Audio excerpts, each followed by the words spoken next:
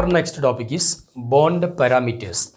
നമ്മൾ കെമിക്കൽ ബോണ്ടിങ്ങിൽ covalent bond, ionic bond, coordinate bond ഒക്കെ ഡിസ്കസ് ചെയ്തു. ഇനി ആ ബോണ്ടുമായി ബന്ധപ്പെട്ട് വരുന്ന ചില പാരാമീറ്ററുകൾ ഏതൊക്കെയാണെന്ന് നോക്കാം. First one is bond length എന്ന് പറയും. Bond length. ബോണ്ട് ലെങ്ത് എന്ന് പറയുമ്പോൾ ഇപ്പോൾ OH എന്നുള്ളൊരു ബോണ്ട് നമ്മൾ കൺസിഡർ ചെയ്യാം. OH എന്നുള്ള ബോണ്ട്. അപ്പോൾ ഈ ഓക്സിജൻ, ഹൈഡ്രജൻ രണ്ട് ആറ്റങ്ങളാണ് ഇവിടെ ഉള്ളത്. ഈ രണ്ടാളുടെയും ന്യൂക്ലിയസുകൾ തമ്മിലുള്ള distance, the inter nuclear distance between two bonded atoms, that is called bond length. OHൻ്റെ ബോണ്ട് ലെങ്ത് വരുന്നത് 96 പൈക്കോമീറ്റർ ആണ്. OHൻ്റെ ബോണ്ട് ലെങ്ത് വരുന്നത്. അപ്പോൾ ബോണ്ട് ലെങ്ത് എന്താണെന്ന് മനസ്സിലാക്കി വെക്കുക. The inter nuclear distance between two bonded atoms is called bond length. Next bond parameter ആണ് bond angle. Bond angle. ഇപ്പോൾ സപ്പോസ് നമ്മളിപ്പോൾ വാട്ടർ മോളിക്യൂൾ കൺസിഡർ ചെയ്യുക. വാട്ടർ മോളിക്യൂളിൻ്റെ സ്ട്രക്ചർ നമുക്ക് ഇങ്ങനെ വരക്കാം. H2O water molecule. അപ്പോൾ ഇവർ തമ്മിലുള്ള ഈ ആംഗിൾ, ഈ ബോണ്ടുകൾ തമ്മിലുള്ള ആംഗിളിനെയാണ് ബോണ്ട് ആംഗിൾ എന്ന് വിളിക്കുക. വാട്ടർ മോളിക്യൂളിൻ്റെ ബോണ്ട് ആംഗിൾ ആണ് 104.5 ഡിഗ്രി. വാട്ടർ മോളിക്യൂളിൻ്റെ ബോണ്ട് ആംഗിൾ എത്രയാണ്? 104.5 ഡിഗ്രി. അടുത്തൊരു ബോണ്ട് പാരാമീറ്റർ ആണ് bond enthalpy. Bond enthalpy. Bond enthalpy. Bond enthalpy എന്ന് പറയുമ്പോൾ ഇപ്പോൾ ഒരു ബോണ്ട് H2 എന്നുള്ള മോളിക്യൂൾ, H2, അതിന് നമുക്ക് ഇങ്ങനെ കാണിക്കാം, H2. ഈ ബോണ്ട് ബ്രേക്ക് ചെയ്ത് കഴിഞ്ഞാൽ രണ്ട് ഹൈഡ്രജൻ ആറ്റങ്ങളായിട്ട് മാറും. H2വിൻ്റെ ഈ ബോണ്ട് ഇങ്ങോട്ട് ബ്രേക്ക് ചെയ്ത് കഴിഞ്ഞാൽ അത് രണ്ട് ഹൈഡ്രജൻ ആറ്റങ്ങളായിട്ട് മാറുകയാണ് ചെയ്യുക. അവർ ബോണ്ട് ബ്രേക്ക് ചെയ്യാൻ ആവശ്യമായ എൻതാൽപ്പിയാണ് ബോണ്ട് എൻതാൽപ്പി. ബോണ്ട് ബ്രേക്ക് ചെയ്യാൻ ആവശ്യമായ എനർജി, അതിനെയാണ് നമ്മൾ ബോണ്ട് എൻതാൽപ്പി എന്ന് വിളിക്കുക. ഈ ബോണ്ട് എൻതാൽപ്പിയുടെ വാല്യൂ പോസിറ്റീവ് ആണെങ്കിൽ അത് എൻഡോതെർമിക് റിയാക്ഷനായിട്ടും, ബോണ്ട് എൻതാൽപ്പിയുടെ വാല്യൂ നെഗറ്റീവ് ആണെങ്കിൽ എക്സോതെർമിക് റിയാക്ഷനായിട്ടുമാണ് നമ്മൾ കൺസിഡർ ചെയ്യുക. അത് ബോണ്ട് എൻതാൽപ്പിയുടെ വാല്യൂ പോസിറ്റീവ് ആണെങ്കിൽ എൻഡോതെർമിക് റിയാക്ഷൻ എന്ന് പറഞ്ഞാൽ ആ റിയാക്ഷൻ നടക്കണമെങ്കിൽ ഹീറ്റ് എനർജിയെ അബ്സോർബ് ചെയ്യണം. ബോണ്ട് എൻതാൽപ്പിയുടെ വാല്യൂ നെഗറ്റീവ് ആണെങ്കിൽ എക്സോതെർമിക് റിയാക്ഷൻ എന്ന് പറയുമ്പോൾ ആ റിയാക്ഷൻ നടക്കുന്ന സമയത്ത് എന്ത് ചെയ്യും? Some amount of heat energy is liberated. So bond enthalpy. പിന്നെ അടുത്തൊരു പാരാമീറ്റർ ആണ് ബോണ്ട് ഓർഡർ എന്ന് പറയും. Bond order.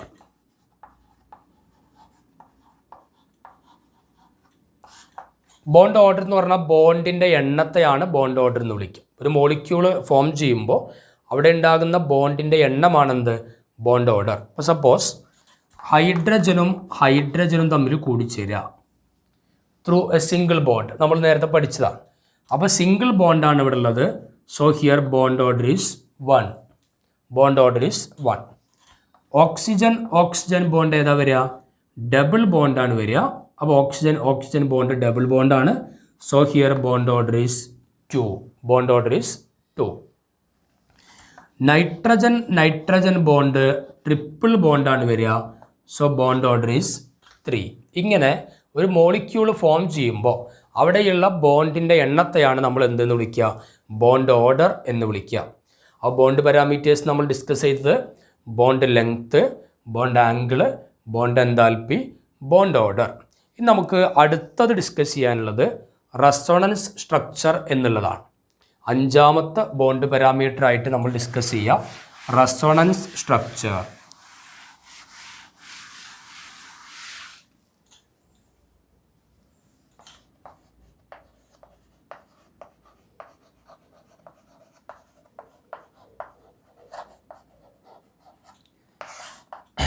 റെസൊണൻസ് സ്ട്രക്ചർ ശ്രദ്ധിക്കേണ്ടത്, റെസൊണൻസ് സ്ട്രക്ചർ എന്ന് പറയുമ്പോൾ ഒരു മോളിക്യൂൾ അതിൻ്റെ എല്ലാ പ്രോപ്പർട്ടിയും എക്സ്പ്ലെയിൻ ചെയ്യാൻ ഒരു സിംഗിൾ സ്ട്രക്ചറിന് കഴിയാതെ വരുമ്പോൾ പ്രോപ്പർട്ടി എക്സ്പ്ലെയിൻ ചെയ്യുന്നതിന് വേണ്ടി നമ്മൾ പല സ്ട്രക്ചറുകളെ നമ്മൾ അഡോപ്റ്റ് ചെയ്യും. ആ ഡിഫറെൻ്റ് സ്ട്രക്ചേഴ്സിനെയാണ് നമ്മൾ റെസൊണൻസ് സ്ട്രക്ചർ എന്ന് പറയും. A single Lewis structure is incapable for the representation of a molecule. അപ്പോൾ അത്തരം കേസുകളിൽ നമ്മൾ എന്ത് ചെയ്യും, ഡിഫറൻ്റ് ആയിട്ടുള്ള സ്ട്രക്ചറുകൾ നമ്മൾ ഉപയോഗിക്കും. എല്ലാ പ്രോപ്പർട്ടിയും എക്സ്പ്ലെയിൻ ചെയ്യാൻ.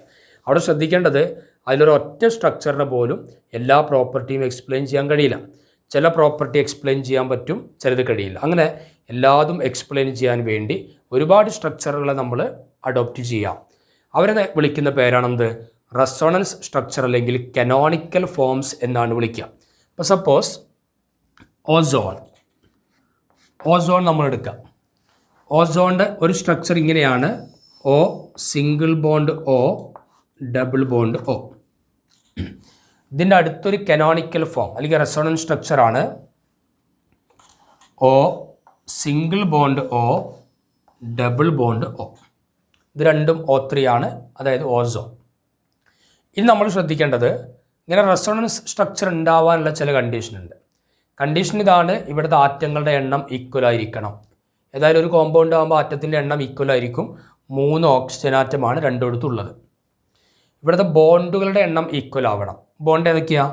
ഒരു സിംഗിൾ ബോണ്ടും ഒരു ഡബിൾ ബോണ്ടും. Here also 1 single bond and 1 double bond. Number of paired and unpaired electron same ആയിരിക്കണം. നമുക്ക് നോക്കാം. ഇപ്പോൾ ഓക്സിജൻ്റെ കൂടെ ഒരു സിംഗിൾ ബോണ്ട് ഉണ്ട്, ഒരു ബോണ്ട് എന്ന് പറഞ്ഞാൽ 2 ഇലക്ട്രോണാണ്. ആ ബാക്കി അവിടുത്തെ ഇലക്ട്രോണിൻ്റെ എണ്ണം നമ്മൾ എത്ര എഴുതണം? 2 ഇലക്ട്രോൺ ആണ് ഒരു ബോണ്ട്. ആ ബാക്കി നമ്മളിവിടെ 6 ഇലക്ട്രോൺ ഇവിടെ കാണിക്കണം. 6 ഇലക്ട്രോൺ. ഈ ഓക്സിജനോ 1 2 3 ബോണ്ട്, അതായത് 6 ഇലക്ട്രോൺ ഉണ്ട്. ആ ബാക്കി 2 ഇലക്ട്രോൺ ആണ് അൺഷെയർഡ് ഇലക്ട്രോൺ നമ്മൾ കാണിക്കുന്നു. ഇവിടെയോ 2 ബോണ്ട് ഉണ്ട്. 2 ബോണ്ട് എന്ന് പറയുമ്പോൾ 4 ഇലക്ട്രോൺ, ബാക്കി 4 ഇലക്ട്രോൺ അൺഷെയർഡ് ആയിട്ട് കാണിക്കും. ഈ ഓക്സിജൻ എടുക്കൂ, 2 ബോണ്ട്, അവ 4 ഇലക്ട്രോൺ ആയി, ബാക്കി 4 ഇലക്ട്രോൺ അൺഷെയർഡ്. ഈ ഓക്സിജൻ 3 ബോണ്ട്, അവ 6 ഇലക്ട്രോൺ, ബാക്കി 2 ഇലക്ട്രോൺ ഇവിടെ കാണിച്ചു.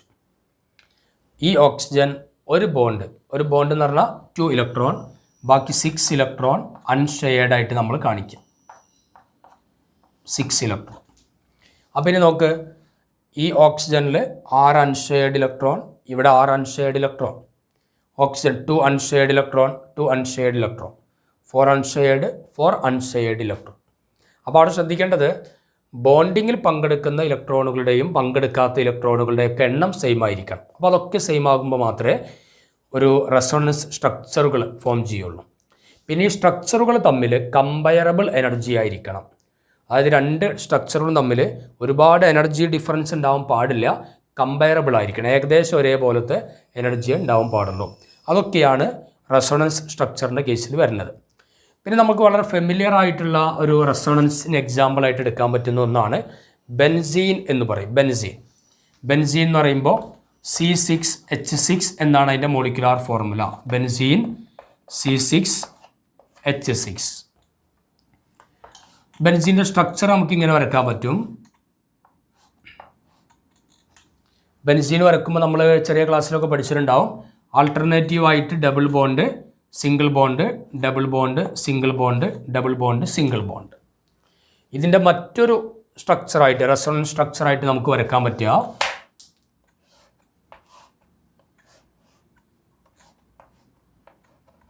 അങ്ങനെ പറ്റും. ഇപ്പോൾ ഇവിടെ ഡബിൾ ബോണ്ടാണ്, അതുകൊണ്ട് ആ ഭാഗം സിംഗിൾ ബോണ്ട്.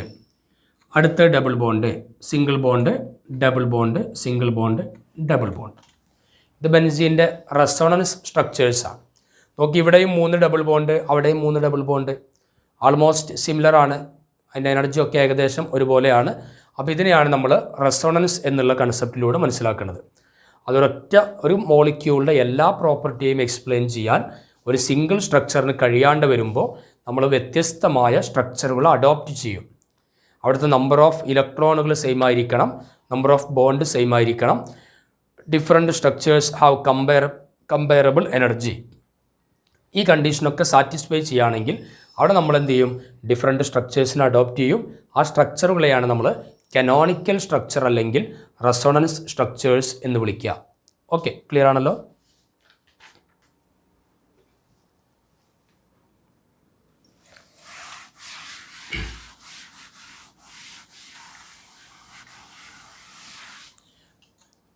ഓക്കെ, ബോണ്ട് പാരാമീറ്ററിൽ അടുത്തതാണ് പൊളാരിറ്റി ഓഫ് ബോണ്ട്.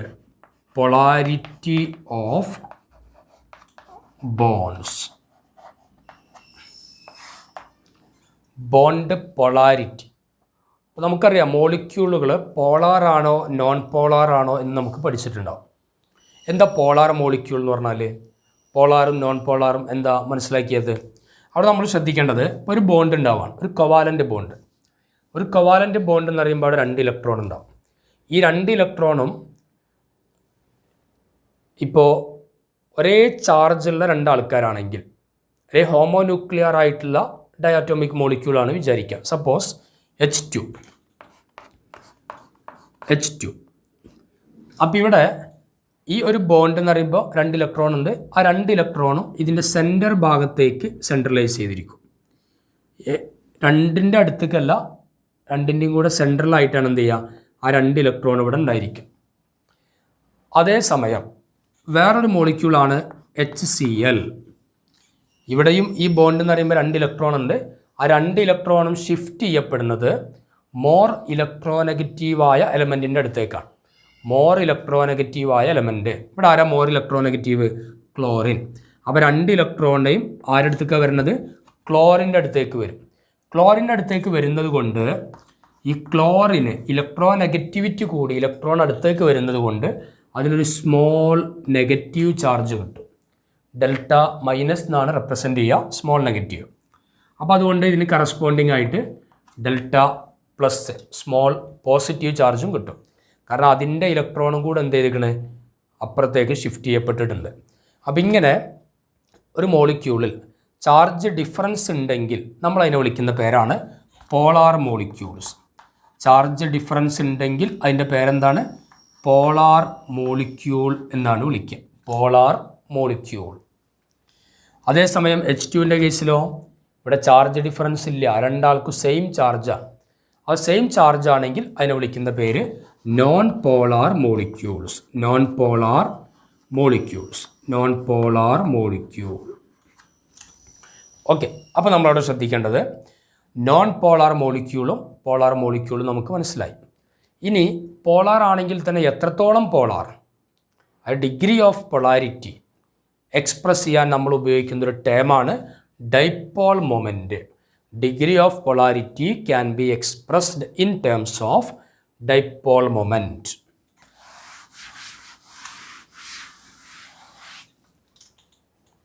നമുക്ക് പൊളാരിറ്റി ഓഫ് ബോണ്ട്സ് അതിൽ വരുന്നതാണെന്ത്?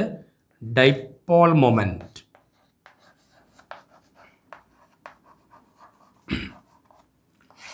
ഡൈപോൾ മൊമെൻ്റ് എന്ന് പറയുമ്പോൾ എത്രത്തോളം പോളാർ ആണ് എന്ന് പറയാം. ഡിഗ്രി ഓഫ് പൊളാരിറ്റി എക്സ്പ്രസ് ചെയ്യുന്ന ടേമാണെന്ത്? Dipole moment. Dipole moment mu എന്നാണ് റെപ്രസെൻ്റ് ചെയ്യുക. Mu equal to dipole moment mu കാണാനുള്ള ഇക്വേഷൻ എന്താണ്? Dipole moment mu equal to charge into distance. Charge e, distance d, അത് രണ്ടിൻ്റെയും പ്രോഡക്റ്റാണ് dipole moment. So dipole moment can be defined as the product of charge and distance. ചാർജും ഡിസ്റ്റൻസിൻ്റെയും പ്രോഡക്റ്റിനെയാണ് dipole moment mu എന്ന് വിളിക്കുക. അപ്പോൾ നമ്മൾ ആദ്യം ഡൈപോൾ മൊമെൻറ്റ് 0 ആകുന്ന ചില കണ്ടീഷൻ നമ്മൾ ആദ്യം അത് നോക്കും. ഡൈപോൾ മൊമെൻറ്റ് 0 ആകുന്ന കണ്ടീഷൻ നോക്കാം.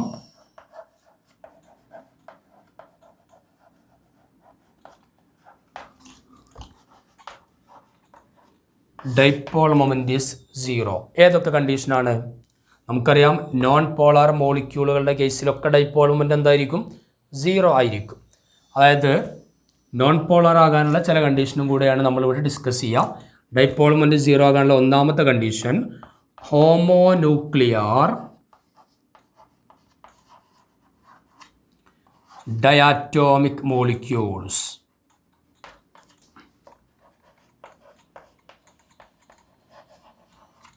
ഹോമോന്യൂക്ലിയർ ഡയാറ്റോമിക് മോളിക്യൂൾസ്, അതായത് H2, O2, C2, B2 etcetera. കാരണം ഒരേ ന്യൂക്ലിയസ് ഉള്ള 2 ആറ്റങ്ങൾ, അതാണ് ഹോമോന്യൂക്ലിയർ ഡയാറ്റോമിക് മോളിക്യൂൾ. അപ്പോൾ അവിടെ ചാർജ് ഡിഫറൻസ് ഇല്ല, അതുകൊണ്ട് അത് നോൺ പോളാറാണ്. നോൺ പോളാർ ആകുമ്പോൾ ഡൈപോൾ മൊമെൻ്റ് എന്തായിരിക്കും? 0 ആയിരിക്കും. നോൺ പോളാർ ആയതുകൊണ്ട് ഡൈപോൾ മൊമെൻ്റ് എന്താണ്? 0. രണ്ടാമത്തെ കേസ്, ഡൈപോൾ മൊമെൻ്റ് 0 ആകുന്ന രണ്ടാമത്തെ കേസിന് എക്സാമ്പിളാണ് CO2, കാർബൺ ഡൈ ഓക്സൈഡ്. എങ്ങനെയാണ് കാർബൺ ഡൈ ഓക്സൈഡിൻ്റെ സ്ട്രക്ചർ നമ്മൾ വരയ്ക്കുക? C ഡബിൾ ബോണ്ട് O, രണ്ട് ഭാഗത്തേക്കും ഡബിൾ ബോണ്ട് O ആണ് CO2. നമ്മൾ ഡൈപോൾ മൊമെൻറ്റിൻ്റെ ഭാഗത്ത് നമ്മൾ ഡിസ്റ്റൻസ് എന്നുള്ള വാക്ക് ഉപയോഗിച്ചു. ഈ ഡിസ്റ്റൻസിൻ്റെ പ്രത്യേകത അതൊരു വെക്റ്റർ ക്വാണ്ടിറ്റിയാണ്. വെക്റ്റർ ഡിസ്റ്റൻസ് ആണ് നമ്മൾ എടുക്കുക. Vector quantity. എന്താണ് വെക്റ്റർ ക്വാണ്ടിറ്റി എന്ന് പറഞ്ഞാൽ? വെക്റ്റർ ക്വാണ്ടിറ്റി എന്ന് പറഞ്ഞാൽ നമ്മൾ ഒരേ സമയം ഡയറക്ഷനും മാഗ്നിറ്റ്യൂഡും കൺസിഡർ ചെയ്യും. ഡയറക്ഷനും മാഗ്നിറ്റ്യൂഡും നോക്കുന്നതിനെയാണ് വെക്റ്റർ ക്വാണ്ടിറ്റി എന്ന് വിളിക്കുക. അപ്പോൾ ഇവിടെ CO2 കാർബണും ഓക്സിജനും, വിച്ച് ഈസ് മോർ ഇലക്ട്രോനെഗറ്റീവ്? ഓക്സിജനാണ് മോർ ഇലക്ട്രോനെഗറ്റീവ്. അപ്പോൾ നമ്മളതിൻ്റെ ഡയറക്ഷൻ അല്ലെങ്കിൽ വെക്റ്റർ ക്വാണ്ടിറ്റി ആയിട്ടുള്ള ഡിസ്റ്റൻസ് നമ്മൾ എന്ത് ചെയ്യും? ഓക്സിജനിലേക്ക് കാണിക്കും. ഓക്സിജൻ മോർ ഇലക്ട്രോനെഗറ്റീവ് ആണ്, അപ്പോൾ അതിലേക്കാണ് നമ്മൾ ആരോ മാർക്ക് കാണിക്കുക. ഇനി നോക്ക്, CO ഈ ബോണ്ട് ഇപ്പുറത്തേക്കുള്ള, അവിടെ നമ്മൾ എന്ത് ചെയ്യും? മോർ ഇലക്ട്രോനെഗറ്റീവായ ഓക്സിജനിലേക്ക് നമ്മൾ ഇതിൻ്റെ ഡിസ്റ്റൻസ് കാണിക്കും. അപ്പോൾ നമുക്കറിയാം, ഒരു ഗ്രാഫ് നമ്മൾ റെപ്രസെൻ്റ് ചെയ്യുകയാണെങ്കിൽ ഒറിജിനിൽ നിന്നും റൈറ്റ് സൈഡിലേക്ക് കൊടുക്കുന്നത് പോസിറ്റീവ് വാല്യൂ, ഒറിജിനിൽ നിന്ന് ലെഫ്റ്റിലേക്ക് വരുന്നത് നെഗറ്റീവ് വാല്യൂ. അപ്പോൾ ഇവിടെ നിന്ന് ഇങ്ങോട്ടുള്ള ഡിസ്റ്റൻസ് ഒരു 1 മീറ്റർ ആണെന്ന് വിചാരിക്കാം. അപ്പോൾ ഇവിടെ നിന്ന് ഇങ്ങോട്ടുള്ള ഡിസ്റ്റൻസ് എന്തായിരിക്കും? -1 മീറ്റർ ആയിരിക്കും. നമ്മൾ ഡയറക്ഷനും മാഗ്നിറ്റ്യൂഡും നോക്കുകയാണ്. അപ്പോൾ ഇവിടെ നിന്ന് അങ്ങോട്ടുള്ള ഡിസ്റ്റൻസ് 1 മീറ്റർ, ഇവിടെ നിന്ന് ഇങ്ങോട്ടുള്ള ഡിസ്റ്റൻസ് -1 മീറ്റർ. അപ്പോൾ ടോട്ടൽ ഡിസ്റ്റൻസ് എത്രയായിട്ട് മാറി? 0. ഡിസ്റ്റൻസ് 0 ആണെങ്കിൽ ഡൈപോൾ മൊമെൻ്റ് ഈസ് 0. അപ്പോൾ CO2വിൻ്റെ കേസിൽ ഡൈപോൾ മൊമെൻ്റ് 0 ആണ്. അതേപോലെ തന്നെ എക്സാമ്പിളാണ് BeCl2. ബെറിലിയവും ക്ലോറിനും, which is more electronegative? Chlorine. അപ്പോൾ നമ്മൾ ക്ലോറിൻ്റെ ഭാഗത്തേക്ക് എന്ത് ചെയ്യും? ഡിസ്റ്റൻസ് ക്ലോറിൻ്റെ ഭാഗത്തേക്ക് കാണിക്കും. ഇവിടുന്ന് ഇങ്ങോട്ട് കാണിക്കും. രണ്ടും ഓപ്പോസിറ്റ് ഡയറക്ഷനിലേക്കാണ് പോണത്, because it is linear molecule. അതുകൊണ്ട് ഇപ്പോൾ ഇതിൻ്റെ ഇവിടെ നിന്ന് അങ്ങോട്ടുള്ള ഡിസ്റ്റൻസ് 1 മീറ്റർ ആണെങ്കിൽ ഇവിടെ നിന്ന് ഇങ്ങോട്ട് എത്രയായിരിക്കും? -1 മീറ്റർ. അപ്പോൾ ഡിസ്റ്റൻസ് എന്ത് ചെയ്യും? ക്യാൻസൽ ചെയ്യപ്പെടും. ഡിസ്റ്റൻസ് 0 ആയിട്ട് വരും. ഡിസ്റ്റൻസ് 0 ആണെങ്കിൽ dipole moment is also 0. Dipole മൊമെൻറ്റും 0 ആയിട്ട് വരും. അപ്പോൾ BeCl2വിൻ്റെ കേസിൽ ഡൈപോൾ മൊമെൻ്റ് എന്താണ്? 0. അപ്പോൾ ഡൈപോൾ മൊമെൻ്റ് 0 ആകുന്ന ഒരു കണ്ടീഷനാണ് കോമ്പൗണ്ടുകൾ അല്ലെ മോളിക്യൂളുകൾ ലീനിയർ ഷേപ്പിലായിരിക്കാം. ലീനിയർ മോളിക്യൂളുകളുടെ കേസിലും ഡൈപോൾ മൊമെൻ്റ് ഈസ് 0. ലീനിയർ മോളിക്യൂളുടെ കേസിലും ഡൈപോൾ മൊമെൻ്റ് എന്താണ്? 0. ഓക്കെ. ഇനി ഡൈപോൾ മൊമെൻ്റ് 0 ആകുന്ന ഒരു കണ്ടീഷനും കൂടെ ഉണ്ട്, അതും കൂടെ നമുക്ക് നോക്കാം.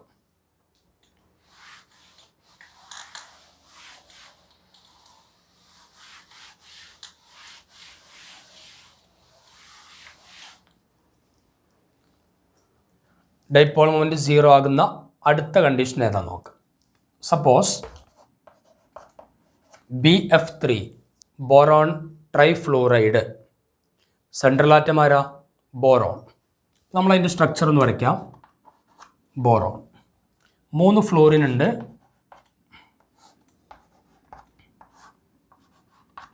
BF3 ബോറോണിൻ്റെ അറ്റോമിക് നമ്പർ 5. ബോറോൺ atomic number 5, configuration 2-3, outermost electron 3. ഈ 3 outermost electron ഉണ്ട്. ഒരു ഇലക്ട്രോൺ ഈ ഫ്ലോറിലേക്ക് ബോണ്ടിങ്ങിൽ പങ്കെടുത്തു, രണ്ടാമത്തെ ഇലക്ട്രോൺ ഈ ഫ്ലോറിനുമായിട്ട് ബോണ്ടിങ്ങിൽ പങ്കെടുത്തു, മൂന്നാമത്തെ ഇലക്ട്രോൺ ഈ ഫ്ലോറിനുമായിട്ട് ബോണ്ടിങ്ങിൽ പങ്കെടുത്തു. ഇനി ഇലക്ട്രോൺ ഉണ്ടോ? ഇല്ല. അതായത് BF3യുടെ കേസിൽ ബോറോണിൽ ആരില്ല? ലോൺ പെയർ ഓഫ് ഇലക്ട്രോൺ ഇല്ല. ലോൺ പെയർ ഓഫ് ഇലക്ട്രോൺ ഇല്ലാത്ത ആളുകൾ, അതായത് ബോണ്ട് പെയർ മാത്രമുള്ള കോമ്പൗണ്ടുകൾ, അവരെ വിളിക്കുന്ന പേരാണ് the compound with regular geometry. Regular geometry ഉള്ള കോമ്പൗണ്ടുകൾ. റെഗുലർ ജോമെട്രി ഉള്ള കോമ്പൗണ്ടുകളുടെ കേസിൽ dipole moment is 0. Regular geometry ഉള്ള കോമ്പൗണ്ട് കേസിൽ ഡൈപോൾ മൊമെന്റ് എത്രയാണ്? 0. അത് ശ്രദ്ധിക്കേണ്ടത് BF3യുടെ കേസിൽ there is no lone pair of electron. Lone pair of electron ഇല്ല. അതുകൊണ്ട് നമ്മൾ അവരെ വിളിക്കുന്ന പേരെന്താണ്? The compound with regular geometry. അപ്പോൾ അത്തരം കേസിൽ ഡൈപോൾ മൊമെന്റ് ഈസ് 0. അപ്പോൾ നമുക്ക് വേണമെങ്കിൽ എന്ത് ചെയ്യാം? അടുത്തൊരു എക്സാമ്പിളായിട്ട് CH4 എടുക്കാം. മീഥെയിൻ. CH4 methane. നമുക്ക് കാർബൺ അറ്റോമിക് നമ്പർ 6, കോൺഫിഗറേഷൻ 2,4. അപ്പോൾ ഔട്ടർ മോസ്റ്റ് 4 ഇലക്ട്രോൺ ഉണ്ട്. ആ 4 ഇലക്ട്രോണും എന്ത് ചെയ്തു? ബോണ്ടിങ്ങിൽ പങ്കെടുത്തു. അതായത് ലോൺ പെയർ ഓഫ് ഇലക്ട്രോൺ ഇല്ല. ലോൺ പെയർ ഓഫ് ഇലക്ട്രോൺ ഇല്ല എന്ന് പറഞ്ഞാൽ മീനിങ് എന്താണ്? അത് റെഗുലർ ജോമെട്രി ഉള്ളതാണ്. ലോൺ പെയർ ഇല്ലെങ്കിൽ എന്തെന്ന് വിളിക്കാം? റെഗുലർ ജോമെട്രി ഉണ്ട്. So its dipole moment is also 0. അപ്പോൾ ഡൈപോൾ മൊമെന്റ് 0 ആകുന്ന 3 കണ്ടീഷൻ: ഒന്ന് homonuclear diatomic molecule, 2 linear molecule, 3 the compound with regular geometry. Regular geometry കൊണ്ട് ഉദ്ദേശിക്കുന്നത് there is no lone pair of electron. Lone pair of electron ഇല്ല എന്നുള്ളതാണ് regular geometry. Okay, ഇതിൻ്റെ ഒക്കെ കേസിൽ ഡൈപോൾ മൊമെന്റ് 0 ആയിരിക്കും.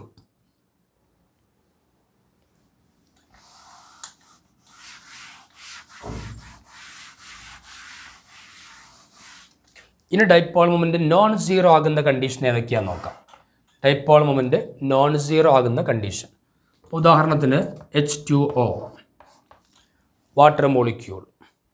വാട്ടർ മോളിക്യൂളിൻ്റെ കേസിൽ ഡൈപോൾ മൊമെന്റ് എത്രയാണ് വരിക നോക്കാം. ആരാ ഇതിൽ സെൻട്രൽ ആറ്റം? ഓക്സിജൻ. 2 ഹൈഡ്രജൻ ഉണ്ട്. നമ്മളിങ്ങനെ വരക്കും. Which is more electro negative? Oxygen. നമ്മൾ അതിലേക്കാണ് ഡിസ്റ്റൻസ് കൊടുക്കുക.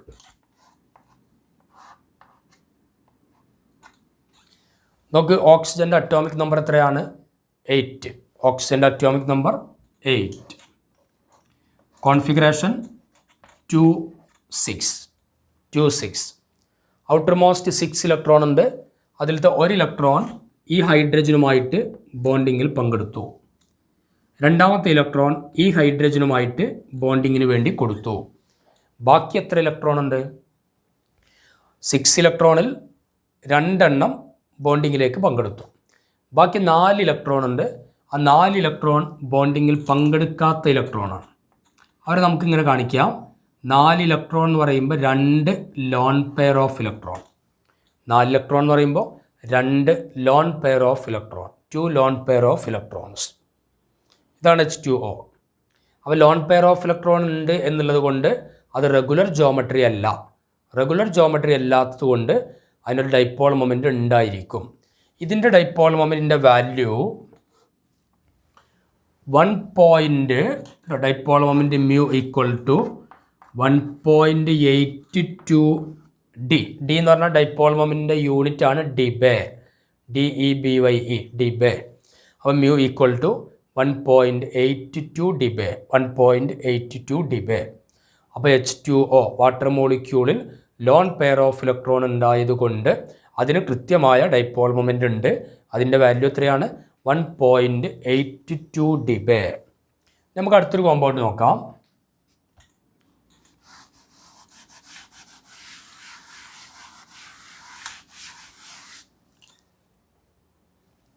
അടുത്തൊരു കോമ്പൗണ്ടാണ് NH3. അതേപോലെ തന്നെ NF3. NH3യും NF3യും. രണ്ടിലെ സെൻട്രൽ എലമെൻ്റ് ഏതാണ്? സെൻട്രൽ എലമെൻ്റ് എന്ന് പറഞ്ഞാൽ ഒന്ന് മാത്രമായിട്ട് നിൽക്കുന്ന എലമെൻ്റ് ഇവിടെ നൈട്രജനാണ്. നൈട്രജൻ്റെ അറ്റോമിക് നമ്പർ 7, കോൺഫിഗറേഷൻ 2,5. അപ്പോൾ ഔട്ടർ മോസ്റ്റ് ഇലക്ട്രോൺ 5 ഇലക്ട്രോൺ ആണ് നൈട്രജൻ്റെ ഔട്ടർ മോസ്റ്റ് ഷെല്ലിലുള്ളത്. അതിലത്തെ 1 ഇലക്ട്രോൺ ഈ ഹൈഡ്രജനിലേക്ക് ബോണ്ടിങ്ങിൽ പങ്കെടുത്തു. രണ്ടാമത്തെ ഇലക്ട്രോൺ ഇവിടെ, മൂന്നാമത്തെ ഇലക്ട്രോൺ ഇവിടെ. ഇനി ബാക്കി എത്ര ഇലക്ട്രോൺ ഉണ്ടാവും? 5 എണ്ണത്തിൽ 3 എണ്ണം ബോണ്ടിങ്ങിൽ പങ്കെടുത്തു. ബാക്കി 2 ഇലക്ട്രോൺ. ആ 2 എണ്ണത്തെയാണ് നമ്മൾ ഒരു ലോൺ പെയർ ഓഫ് ഇലക്ട്രോൺ ആയിട്ട് കൺസിഡർ ചെയ്യാം. ഒരു lone pair of electron. Lone pair of electron എന്ന് പറയുമ്പോൾ കെമിക്കൽ ബോണ്ടിങ്ങിൽ പങ്കെടുക്കാത്ത ഇലക്ട്രോണുകളെയാണ് lone pair of electron. Chemical ബോണ്ടിങ്ങിൽ പങ്കെടുക്കുന്ന ഇലക്ട്രോണുകളാണ് ബോണ്ട് പെയർ ഓഫ് ഇലക്ട്രോൺ. അപ്പോൾ അവിടെ നമ്മൾ ബോണ്ടിങ്ങിൽ പങ്കെടുത്തു കഴിഞ്ഞാൽ അതൊരു ബോണ്ട് എന്ന് പറയുമ്പോൾ 2 ഇലക്ട്രോൺ ആയിട്ടാണ് നമ്മൾ കൺസിഡർ ചെയ്യേണ്ടത്. അപ്പോൾ NH3യുടെ കേസിൽ 3 ബോണ്ട് പെയർ ഉണ്ട്, 1 ലോൺ പെയർ ഉണ്ട്. NF3യുടെ കേസിലും അതേ രൂപത്തിൽ തന്നെയാണ് വരിക. അപ്പോൾ നമ്മൾ ആ ലോൺ പെയർ ഓഫ് ഇലക്ട്രോൺ ഇവിടെ കാണിച്ചു. ഇനി നമ്മൾ ഡൈപോൾ മൊമെൻ്റ് ഒന്ന് കമ്പയർ ചെയ്യാം. NH3യുടെ കേസിൽ വിച്ച് ഈസ് മോർ ഇലക്ട്രോനെഗറ്റീവ്? ആരാണ് ഇലക്ട്രോനെഗറ്റിവിറ്റി കൂടിയത്? ഇലക്ട്രോനെഗറ്റിവിറ്റി കൂടിയത് നൈട്രജൻ. ഇലക്ട്രോനെഗറ്റിവിറ്റി കൂടിയത് ആരാണ്? നൈട്രജൻ. അപ്പോൾ നമ്മൾ ആ ഡിസ്റ്റൻസ് കാണിക്കേണ്ടത് എവിടുക്കുക? ഹൈഡ്രജനിൽ നിന്ന് നൈട്രജനിലേക്ക് നമ്മൾ ആരോ മാർക്ക് കാണിക്കുന്നു. ഹൈഡ്രജനിൽ നിന്ന് നൈട്രജനിലേക്ക് ആരോ മാർക്ക് കാണിക്കും. അപ്പോൾ അതിൻ്റെ ടോട്ടൽ ഡിസ്റ്റൻസ് എന്ന് പറയുമ്പോൾ ഈ 3ഉം കൂടെ കൂട്ടിയതാണ്. കാരണം ഒരേ ഏരിയയിലേക്കാണ് വരുന്നത്. അപ്പോൾ അതെല്ലാം കൂടെ ആഡ് ചെയ്യുമ്പോഴാണ് ടോട്ടൽ ഡിസ്റ്റൻസ് ആയിട്ട് വരിക. അപ്പോൾ അങ്ങനെ ഡൈപോൾ മൊമെൻ്റ് കണ്ടപ്പോൾ കിട്ടിയ value μ equal to 1.49 debye. μ equal to 1.49 debye. NF3യുടെ കേസിൽ നൈട്രജനുണ്ട്, ഫ്ലൂറിനുണ്ട്. Which is more electronegative? Fluorine. ഫ്ലൂറിനാണ്. അതുകൊണ്ട് ഓർബിറ്റൽ മൊമെൻറ്റ്, അതാണ് ഈ വരക്കുന്ന ഈ ആരോ മാർക്ക്. ഓർബിറ്റൽ മൊമെൻറ്റുകൾ കാണിക്കുന്നത് നൈട്രജനിൽ നിന്ന് ഫ്ലൂറിനിലേക്കാണ്. അപ്പോൾ നമ്മളവിടെ ശ്രദ്ധിക്കേണ്ടത് അത് ഓപ്പോസിറ്റ് സൈഡിലേക്കാണ്. കാരണം ഈ ഭാഗത്തേക്കും അത് അങ്ങോട്ടേക്കും ഓപ്പോസിറ്റ് സൈഡിലേക്ക് പോകുമ്പോൾ അവർ പരസ്പരം ക്യാൻസൽ ചെയ്യപ്പെടും. പിന്നെ ഈ ഡിസ്റ്റൻസ് മാത്രമേ ഇവിടെ ഉണ്ടാവുള്ളൂ. അപ്പോൾ അവിടെ ഡിസ്റ്റൻസ് വളരെ കുറവാണ്. ഡിസ്റ്റൻസ് കുറഞ്ഞതുകൊണ്ട് തന്നെ ഡൈപോൾ മൊമെൻറ്റ് കുറവായിരിക്കും. അപ്പോൾ അതിൻ്റെ dipole moment μ equal to 0.25 debye. μ equal to 0.25 debye. μ equal to 0.25 debye. അപ്പോൾ നമ്മൾ ശ്രദ്ധിക്കേണ്ടത് NH3 has greater dipole moment than NF3. NF3യേക്കാളും ഡൈപോൾ മൊമെൻറ്റ് കൂടുതൽ NH3ക്കാണ്. എന്തുകൊണ്ട്? NH3യുടെ കേസിൽ ഓർബിറ്റൽ മൊമെൻറ്റും ഡൈപോൾ മൊമെൻറ്റും ഒരേ ഡയറക്ഷനിലേക്കാണ് പോണത്. അതായത് ഈ ഇലക്ട്രോനെഗറ്റിവിറ്റി കൂടിയ നൈട്രജനിലേക്കാണ് ആരോ മാർക്കൊക്കെ പോണത്. അതേസമയം NF3യുടെ കേസിലോ ഓർബിറ്റൽ മൊമെൻറ്റും ഡൈപോൾ മൊമെൻറ്റും ഓപ്പോസിറ്റ് ഡയറക്ഷനിലേക്കാണുള്ളത്. കാരണം സെൻട്രൽ ആറ്റത്തിൽ നിന്നും പല ഭാഗങ്ങളിലേക്കായിട്ട് പോവുകയാണ്. ആ ചില ഡിസ്റ്റൻസുകളൊക്കെ എന്ത് ചെയ്യും? ക്യാൻസൽ ചെയ്യപ്പെടും. അപ്പോൾ അവിടെ സ്വാഭാവികമായിട്ടും ഡിസ്റ്റൻസ് കുറയും. ഡിസ്റ്റൻസ് കുറഞ്ഞാൽ ഡൈപോൾ മൊമെൻറ്റ് എന്ത് ചെയ്യും? കുറയും. So NH3 has dipole moment μ equal to 1.49 debye and NF3 has dipole moment μ equal to 0.25 debye. Okay, അപ്പോൾ ഇത്രയാണ് ബോണ്ട് പാരാമീറ്റേഴ്സ് എന്നുള്ള ഭാഗത്ത് നമുക്ക് പഠിക്കാനുള്ളത്.